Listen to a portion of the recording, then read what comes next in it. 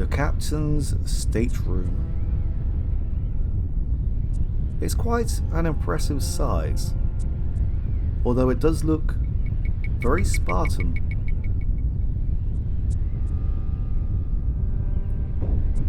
We will check out this official looking bound volume very soon, but before we do, we may as well poke around a little bit.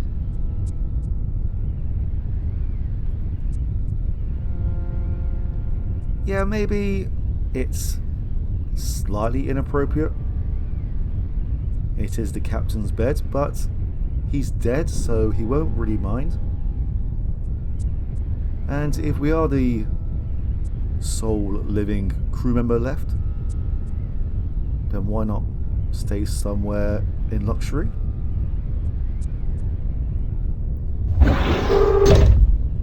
The endless void has made you feel small, insignificant, and morose.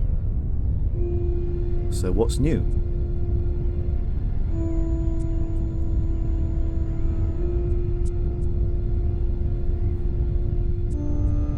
When I first encountered these star systems here, I was quite impressed that they took the time to name all of these stars, because you have here the Poish Nebula,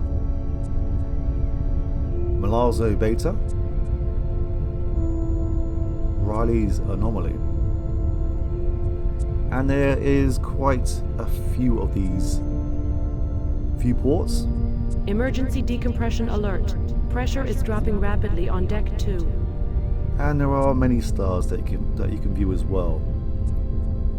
But I was slightly less impressed when I found out that these stars are randomized. Kirchner's star, the Freeman supercluster. It's still a nice detail though, but it does lose a little bit of the magic. But anyway, they're not important. Let's check out this computer terminal. USS Lexington, Captain's log. I don't have much time.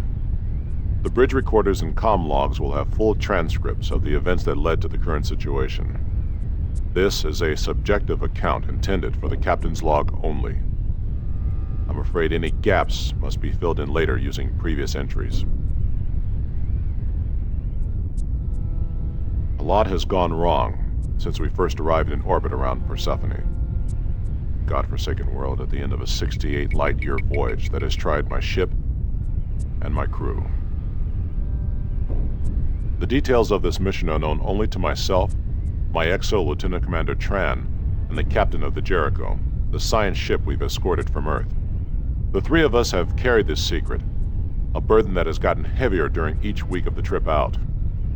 We knew that what we might find on Persephone could well help us turn the tide in the war with the United Nations. We knew that it might even change the course of human history. Things haven't worked out that way. And as strange as it seems, I think the crew knew towards the end that this was going to be a one-way trip. A sense of foreboding crept over the ship as Persephone came into visual range. As we got closer, I could see it in their eyes, in their drawn and exhausted faces. I could feel it in myself, an almost palpable dread that permeated every corner of the ship. It was justified. Nothing could have prepared us for the hell that was waiting on the other side of Persephone.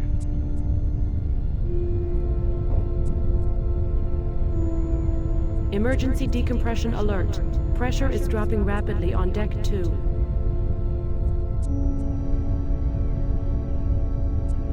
Okay, let's take a look at this manifest. Classified Gamma Top Secret.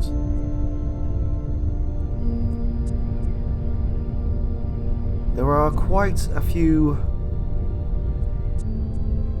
names on this list here. We already know that this is Operation Pandora, but we also have Jasmine, Jade's Talon, Arctic Hawk, Eagle's Nest, Sentinel Web, and Beacon Ruby.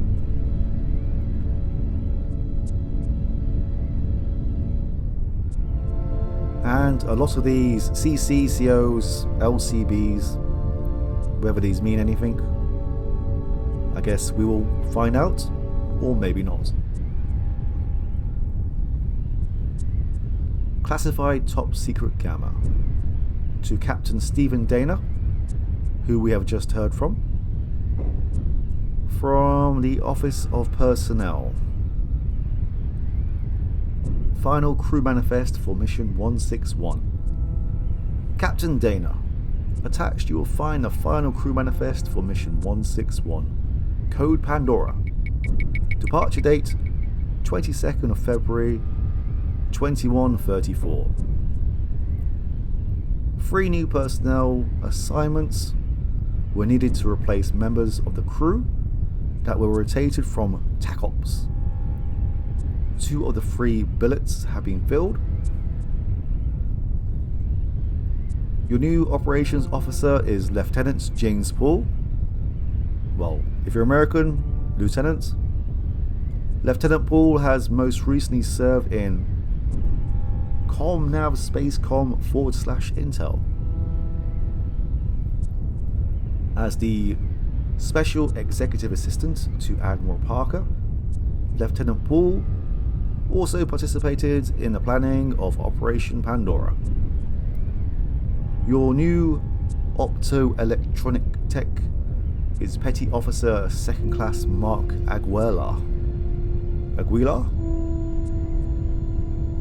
Most recently assigned as Senior Optoelectronic Tech on the heavy cruiser USS Coral Sea. The 3rd billet has not yet been filled. Your special request to Oppers/logcom for assignment of Supply Officer has been duly noted and is being processed.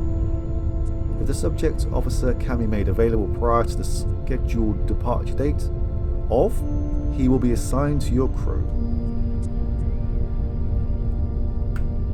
So just who are we? Will this tell us who we are, our name, our rank?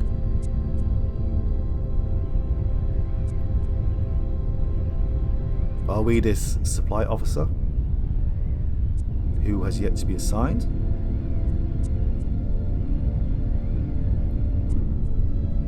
We have a large list of names right here as well. I doubt that we are the serviceman.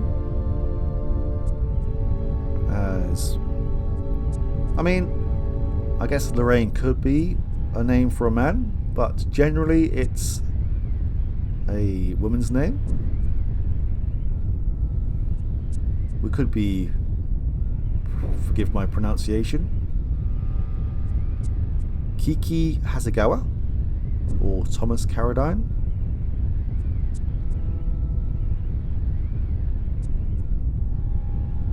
Now, I believe this has been drawn by the captain, because this confused me to begin with. We have the layout for the quarters on Deck 2, and also the override codes. Narang, Oliver, and Dahl have override codes under their name, but Tran, your quarters, and Paul do not.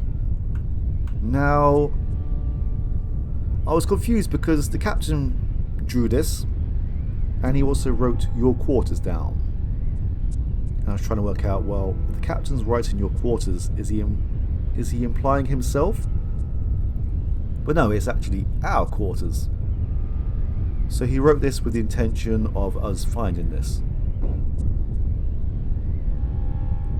Now, I believe this is the last page. We also have override codes for Deck 3. We have them for Falcon, Mura, and Kwan, but not for Mandan, Moore, and Moroni. Now, is there a specific reason why some codes have been included and some haven't? Or is this just adventure game logic? Emergency decompression alert. Pressure is dropping rapidly on deck 2. Moby Dick, Brave New World, 1984 and A Sea of Stars. I have only read 1984, so I'm not sure if there is some kind of connection between these books.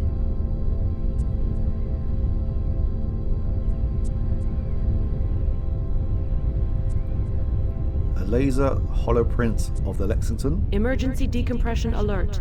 Pressure is dropping rapidly on deck 2. A holoprint of the Earth, the Sun and the Moon.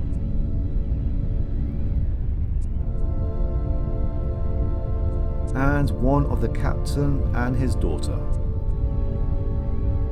Alright, we're done here for now.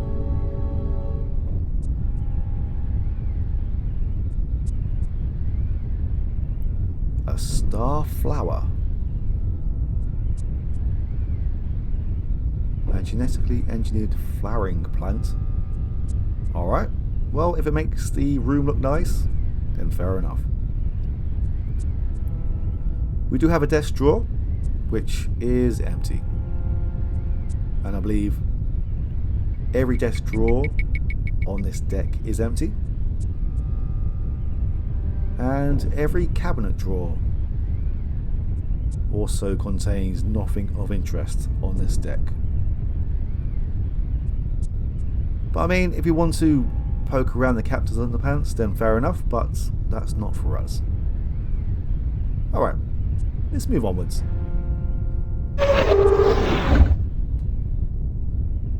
Is it left or right? Nope, it's left.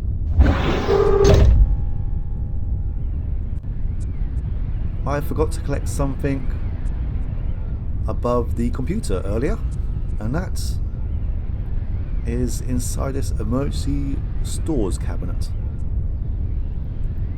We have the whole patch kit, which we will need.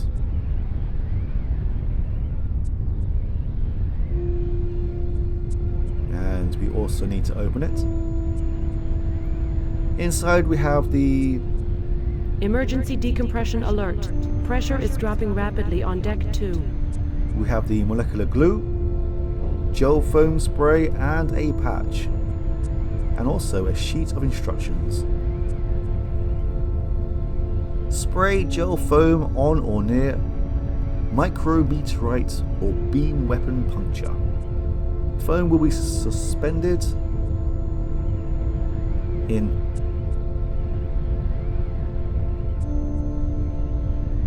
air until suction pulls it to the puncture.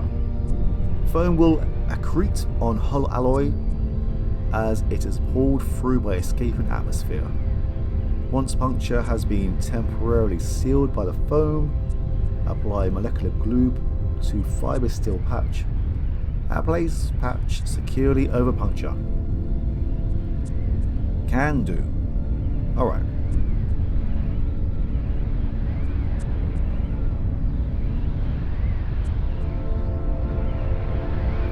Now, as we near the quarters down this end, you can probably hear the background wind getting louder.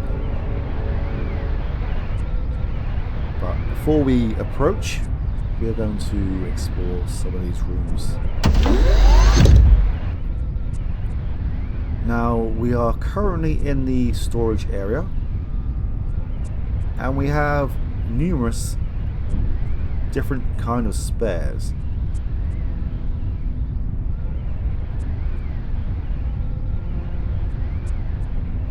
Now, right now, I do not know whether these will be of any use. Mostly we can just look at them.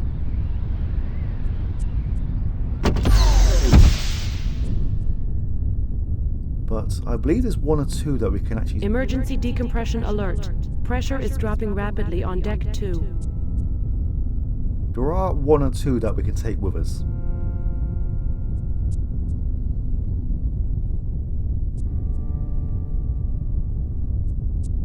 But I can't remember which ones they were. I did poke around here slightly earlier. But right now it's not important, but it's useful to know it's here.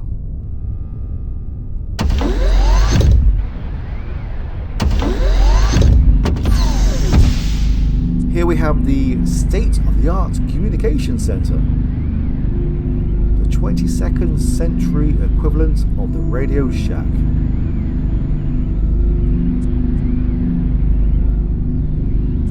So this is where we go when we want to communicate with other ships or bases or anyone with some kind of receiver.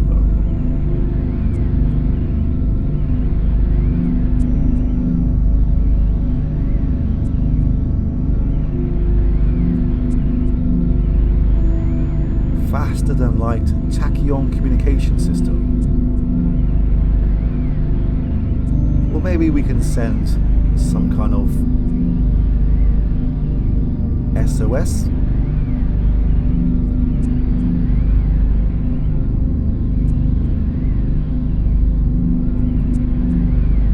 Or maybe not.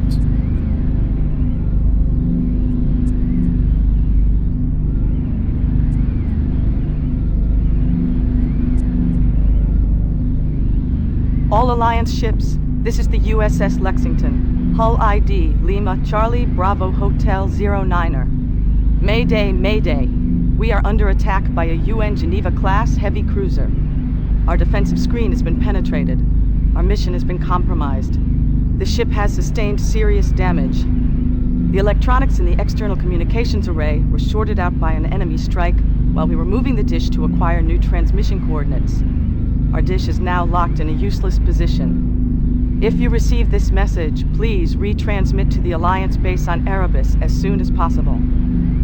Stand by for a coded telemetry burst with mission data under Paradox encryption.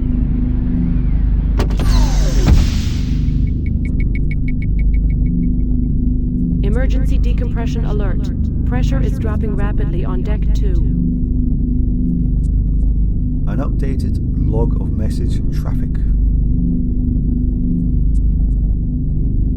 There seems to be quite a few messages, but nothing that interests us.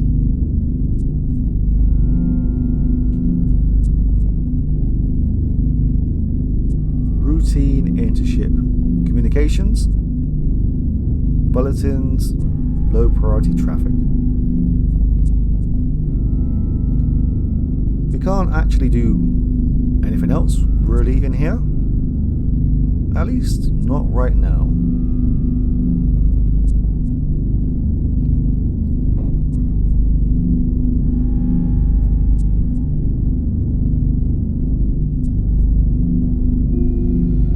Touchscreens, consoles, and other controls used for operating the laser, maser, taser, and microwave communication systems.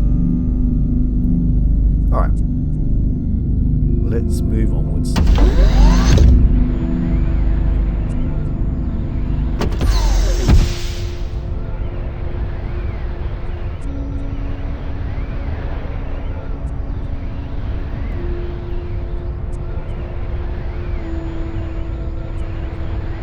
There seems to be a breeze here.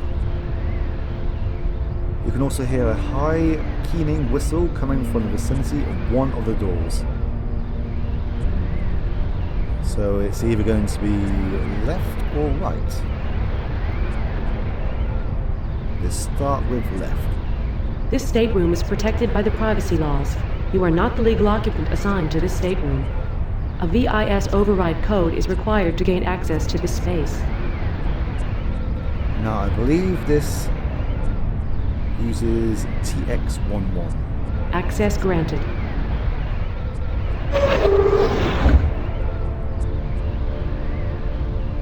Alright, Emergency so decompression alert. Pressure is dropping rapidly on deck 2. now we know that it's the other one.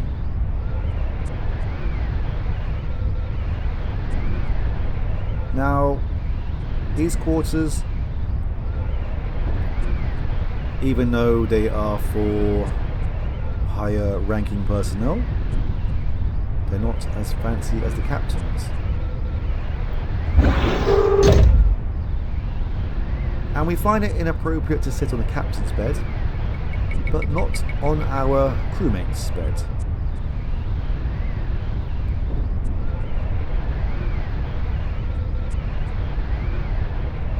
Again, the drawers are empty in here. There are a couple of things that we can poke at though. The first is this embossed yellow card with fancy gold lettering.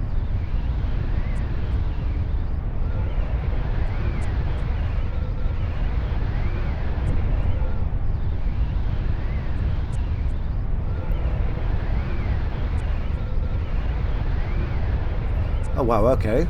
Never mind then. We can try to take it with us, although it seems to be stuck to the desk.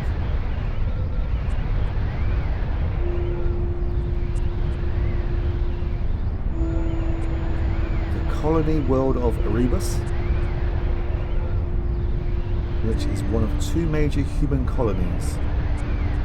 A frozen ball of ice orbiting the star 70 Ophiuchi.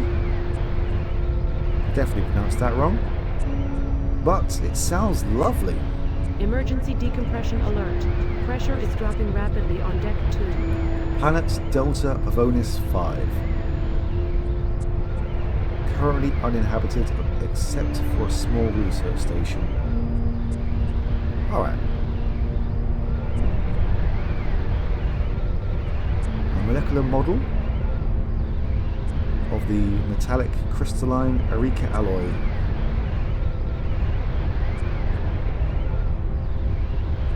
So this is Taiwan Narang's desk. Well, their room. Unfortunately though, we cannot take it with us.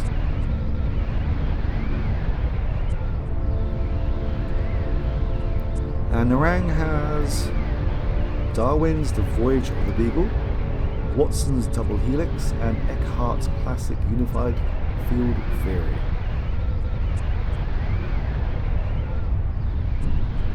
Whoops, I meant to look at this book. Theory of Artificial Quantum Singularities, Volume 3. Alright. Let's get out of here. This stateroom is protected by the privacy laws. You are not the legal occupant assigned to this stateroom. A VIS override code is required to gain access to this space.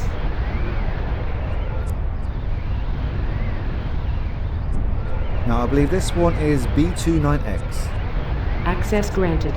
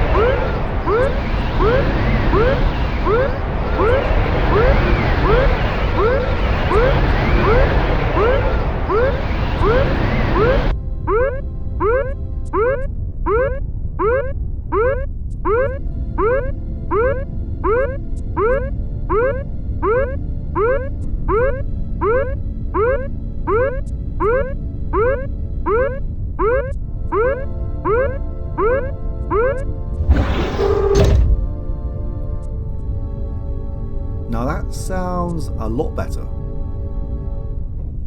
And we have now saved the day. Well, at least the atmosphere on deck 2. I'm sure that there is several more damaged areas to fix.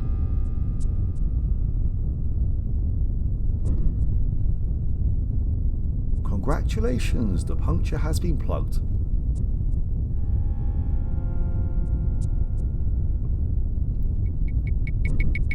Mars, a macro engineering challenge for the 23rd century. Holographic images of fusion plasma as art. That sounds quite interesting. The pressure on Deck 2 has stabilized. Deck 2 has been secured from damage control condition Zebra. The collector's coffee table book of orbital platforms.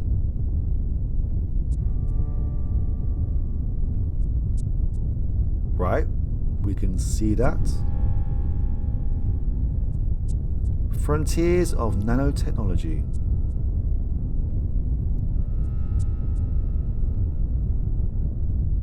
The frontiers of 2052 are the backwaters of 2134. Alright. Well, these drawers are jammed. But there are a couple of more things that we can poke at. One is this holodisc right here.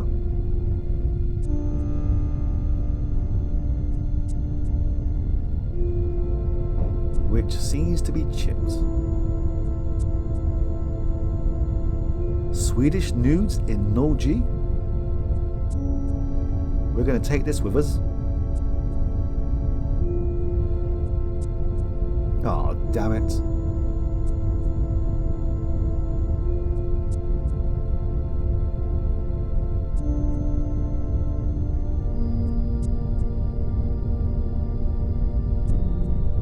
Now, we can use the computer terminal.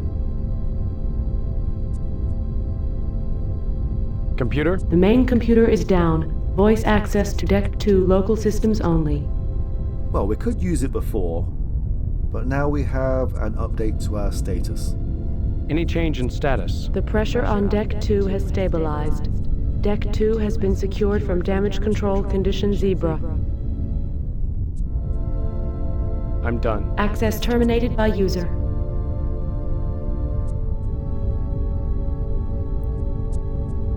Our job here is done. Let's get out.